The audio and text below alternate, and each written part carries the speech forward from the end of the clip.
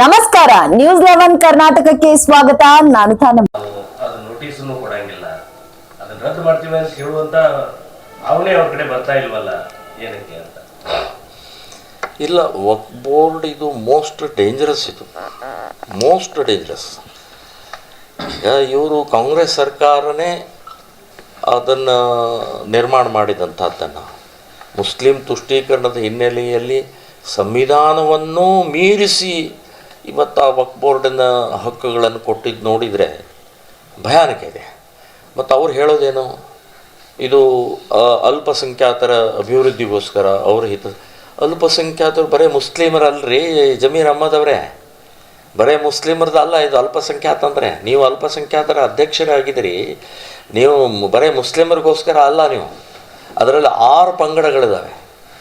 ಕ್ರಿಶ್ಚಿಯನ್ರಿದ್ದಾರೆ, ಬೌದ್ಧರಿದ್ದಾರೆ, ಸಿಖ್ರಿದ್ದಾರೆ, ಪಾರ್ಸಿಗಳಿದ್ದಾರೆ, ಇನ್ನೊಂದು ಪಂಗಡ ಇದೆ. ಈಗ ಒಟ್ಟು 6 ಪಂಗಡಗಳಿದ್ದಾವೆ. ಬರೀ ಮುಸ್ಲಿಂ ಅಭಿವೃದ್ಧಿ ಅಲ್ಪಸಂಖ್ಯಾತ ಅಂದರೆ ಮುಸ್ಲಿಂ, ಅಲ್ಪಸಂಖ್ಯಾತ ಅಂದರೆ ಮುಸ್ಲಿಂ. ಈ ಬಿ ಜೆ ಪಿಯವರು ಅಷ್ಟೇ, ಇಲ್ಲಿವರೆಗೆ ಅಲ್ಪಸಂಖ್ಯಾತ ಅಧ್ಯಕ್ಷರನ್ನು ಒಬ್ಬ ಕ್ರಿಶ್ಚಿಯನ್ ಮಾಡಿಲ್ಲ, ಒಬ್ಬ ಬೌದ್ಧನ್ ಮಾಡಿಲ್ಲ, ಒಬ್ಬ ಸಿಖ್ಖನ್ ಮಾಡಿಲ್ಲ, ಒಬ್ಬ ಪಾರ್ಸಿನ್ ಮಾಡಿಲ್ಲ. ಯಾಕೆ? ಬರೀ ಮುಸ್ಲಿಮರನ ಅಲ್ಪಸಂಖ್ಯಾತ ಅಂದರೆ? ಇವರು ಅದನ್ನೇ ಮಾಡಿದ್ದಾರೆ. ಸೊ ಆ ರೀತಿಯ ಕೇಂದ್ರದಿಂದ ಹಿಡಿದು ನಾನು ಹೇಳೋದು, ಈಗ ಬರೀ ರಾಜ್ಯಗಳಿಗೆ ಅಲ್ಲ, ಕೇಂದ್ರದ ಅಲ್ಪಸಂಖ್ಯಾತ ಆಯೋಗದ ಅಧ್ಯಕ್ಷ ಮುಸ್ಲಿಂ, ಇಲ್ಲಿವರೆಗೆ ಒಬ್ಬ ಮುಸ್ಲಿಮೇತರನ್ನು ಮಾಡಿಲ್ಲ ಇವರು. ಸೊ ಈ ರೀತಿಯ ಮಾಡಿದ ಪರಿಣಾಮದಿಂದನೇ ಇವತ್ತು ಜಮೀರ್ ಅಹ್ಮದ್ ಅಂತ ಒಬ್ಬ ಹಿಂದೂ ವಿರೋಧಿ ಮತಾಂಧ ಎದ್ದು ಕುಣಿತಾ ಇದ್ದಾರೆ ಅವರು. ಸೊ ಇವತ್ತಿಗೂ ಅವ್ರ ಬಾಯಿಂದ ಬರೋಕ್ಕೆ ಸಾಧ್ಯನೇ ಇಲ್ಲರಿ. ಯಾಕೆಂದರೆ ಅವ್ರಿಗೂ ಇರೋದೇ ಇಸ್ಲಾಮ್ಗೋಸ್ಕರ, ಇರೋದೇ ಮುಸ್ಲಿಮರಿಗೋಸ್ಕರ ಅವರು. ಸೊ ಅದು ನಿಶ್ಚಿತವಾಗಿ 100ಕ್ಕೆ 100 ಇಸ್ಲಾಮಿನ ಹಿನ್ನೆಲೆಯಲ್ಲೇ ಜಮೀರ್ ಅಹ್ಮದ್ ಕೆಲಸ ಮಾಡ್ತಾ ಇದ್ದಾರೆ ವಿನಃ ಇನ್ನು ಅಲ್ಪಸಂಖ್ಯಾತರು ಅಂತ. ಹಾಗಾದರೆ ಅಲ್ಪಸಂಖ್ಯಾತರ ನೀವು ಹಿತಕ್ಕೋಸ್ಕರ ಇರೋದಾದರೆ ಜೈನ್ ಬೋರ್ಡ್ ಯಾಕಿಲ್ಲ, ಬೌದ್ಧ ಬೋರ್ಡ್ ಯಾಕಿಲ್ಲ, ಸಿಖ್ ಬೋರ್ಡ್ ಯಾಕಿಲ್ಲ, ಪಾರ್ಸಿ ಬೋರ್ಡ್ ಯಾಕಿಲ್ಲ?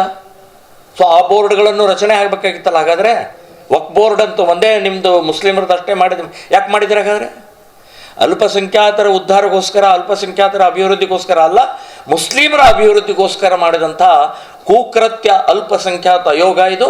ಇನ್ನು ವಕ್ಫ್ ಬೋರ್ಡಿಂದು ಕೂಡ ಇದು ಅದೇ ಮಾದರಿಯಲ್ಲಿ ನೀವು ಕೆಲಸ ಮಾಡೋಗೋಸ್ಕರನೇ ಮಾಡಿದ್ದೀರಿ. ತುಷ್ಟೀಕರಣ, ಅವರು ವೋಟ್ ಬ್ಯಾಂಕ್ಗೋಸ್ಕರ, ಅವರಿಂದ ಎದ್ದು ಕುಣಿಯೋಗೋಸ್ಕರ ನೀವು ಮಾಡಿದಂಥ ಕಾಂಗ್ರೆಸ್ಸಿನ ಮೂರ್ಖತನದ ಪರಮಾವಧಿ ದೇಶಕ್ಕೆ, ಸಮಾಜಕ್ಕೆ ಅಪಾಯಕಾರಿಯಾದಂಥ ವಕ್ಫ್ ಬೋರ್ಡ್ ಅಂತನ್ನುವಂಥದ್ದು ನಾನು ಹೇಳ್ತೇನೆ.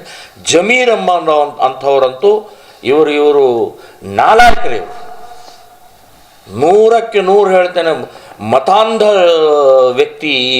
ಈ ವ್ಯಕ್ತಿನ ಯಾವುದೇ ಸ್ಥಾನದಲ್ಲಿ ಕೊಡದೇ ಇದ್ದರೆ ನಮ್ಮ ದೇಶ ಉಳಿಯುತ್ತೆ, ಇಲ್ಲಾಂದರೆ ಬಹಳ ದೊಡ್ಡ ಅನಾಹುತ ಆಗುತ್ತೆ ಅಂತನ್ನುವಂಥದ್ದು ನಾನು ಹೇಳ್ತಾ ಇದ್ದೀನಿ. ನಿರಂತರ ಸುದ್ದಿಗಾಗಿ ನೋಡ್ತಾ ಇರಿ ನ್ಯೂಸ್ 11 ಕರ್ನಾಟಕ. ಲೈಕ್ ಮಾಡಿ, ಶೇರ್ ಮಾಡಿ, ಸಬ್ಸ್ಕ್ರೈಬ್ ಮಾಡಿ.